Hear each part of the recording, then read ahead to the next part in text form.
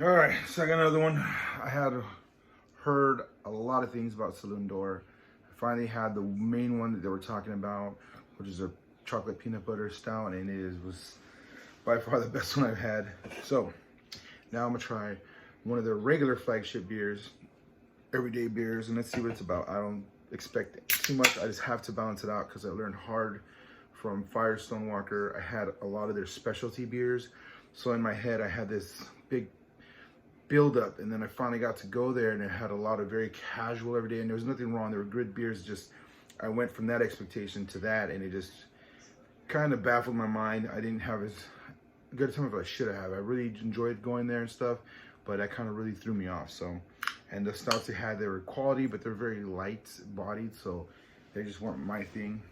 If I would have not known that or had the regular ones first, I probably would have really it would have made a big difference, so, which it already did. So this one's a blonde. Let's see what we got going on here. Looking very beautiful. Deep yellow, sunshine, sun rays. There we go. The camera looks a little amber, so I'm gonna say very little, yeah, a little bit of amber in there. It's totally normal, beautiful thing. They're in Webster, Texas, so 5.4 alcohol.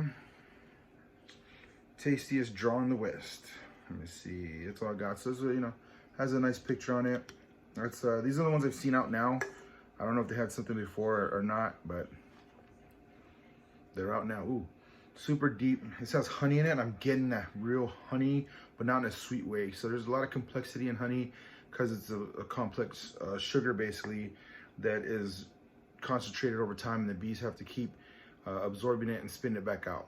If you didn't know that, that's what they do. They suck it up, they spit it back out. The enzymes help build it, break it down, and they fan it a lot, and it basically starts as a very syrupy but thin syrupy liquid, and it starts concentrating because it's a lot of work from bees, and we take a piece of that and we enjoy it for ourselves. So it doesn't taste super sweet to me because it has a lot of other things going on with the deep colors, and it's been sitting in the hives, and they produce the wax too, so it definitely gets its own distinction and flavors. So sometimes honey can get really lost in there, but this is definitely smells like beautiful. I hate the crap of local honey. Wherever you live at, that's the honey you want. It helps with allergies and stuff. As you get older, you might have mild allergies from the pollen and stuff. It happens.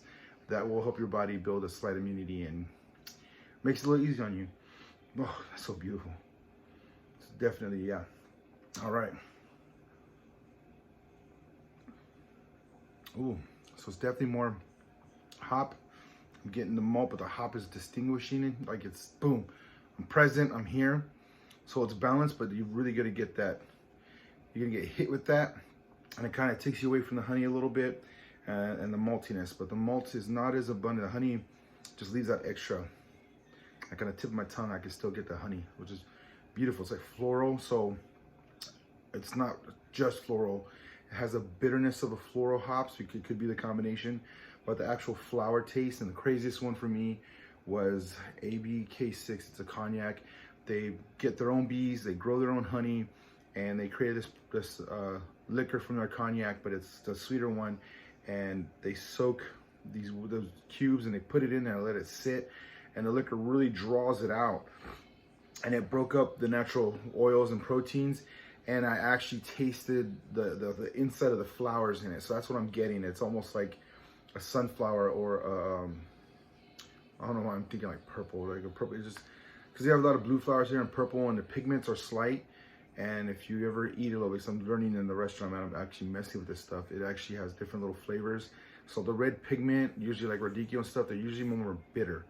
And the bluer ones, green, anything like that, they're a little lighter, not as intense. So that's the best way I can fill you in if you don't already know about it. And that's how I feel. Like I look like an idiot sometimes. Like, oh, you never mess with that? It's like, no, obviously not. So here I am. So for all those that have not dealt with that, that's something to look into, check out, find out.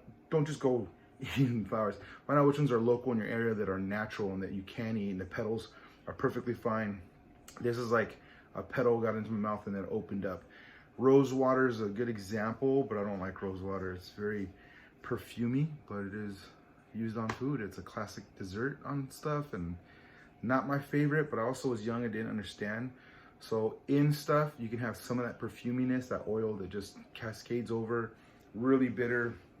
But now that I'm older, I could probably put a little bit of it on there, but I wouldn't go deep in it because then it gets overwhelming and it just sticks in the middle of my tongue. I was like, ugh. But this one, just boom, hoppy.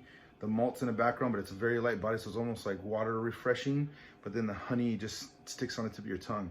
But it's very distinct and I can smell it. But it's a beer. It's not dessert. It's like, boom, I'm beer. I'm here, but I have a little bit of honey so we can hang out and chill. So I wouldn't just give this to any friend. They would have to be a beer lover, enthusiast, like some pale ales is what I'm getting from it.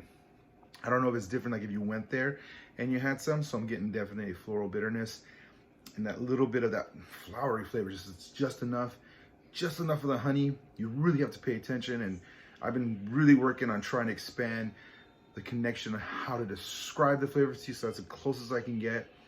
But I'm telling you, it smells gorgeous. Yeah, definitely if you have a big swig, that bitterness is gonna hit. So this is probably a sipper for some. The ones that can tolerate more or enjoy more of the bitterness, like the real hopheads, if you want like a break or a refresher or just something in between, this probably would be it, you know? So this is like, you can hit it like, okay, it's hitting me, but what am I getting? All right, am I getting that flower? Am I getting that floral? Am I getting that little bit of complexity from the honey itself? Is it almost like beeswax? Is it, you know, what's going on? If you haven't had the actual cone in the honey, you haven't lived. Once you get that and you chew on the wax, it's a natural wax, and it's just, I don't know what it is. The only ones get beat are like actually people that grew up and hung out with those people or lived in the country, and they would give them a piece straight from the hive. It was that's all the desserts there was around then. You know, you didn't have like Wi-Fi and stuff now, so, but it's not as common now. But then more people are getting exposed, so you can go to that place, but that's not how they're going to do business, because you don't want to just destroy the hives. You want to keep it thriving. So even though you're taking this beautiful piece of honey and you're taking away from them, you're getting the beeswax and you're doing things with it, you're still ensuring that they're covered. And if they end up not having enough or an accident happens, the keepers are going to do their best to keep them fed, keep them alive, hydrated, warm, cold, wherever they need to be. They're investing in them, so they're going to do everything to take care of them. It's not just wham bam, all this is done, I'm gonna take my honey and leave. So if someone's able to do it in the wild, you only take a small amount because they need it. That's gonna get them through the winter. And it's not too bad in Texas, but when you get a little bit up north and it gets pretty cold, that's where they're gonna stay. They're not going anywhere. So that has to last them the whole winter. So I hope people are mindful and don't just, oh, I'm gonna do that, I wanna experience that. You will destroy that hive, and then what? Then they're gone, you know? It takes a lot for them to produce another queen, and that queen has to leave, and then she has to start a whole new hive, you know?